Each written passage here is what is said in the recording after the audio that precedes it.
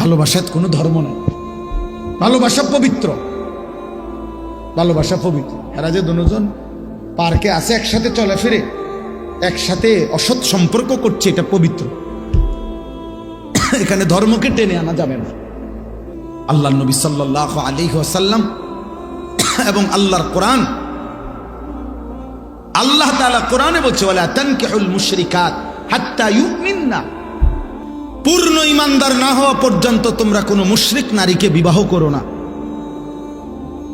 ওয়ালা আমাতুম মুমিনাতুন খায়রুম মিন মুশরিকাতিন ওয়ালাউ আ'জাবাতকুম।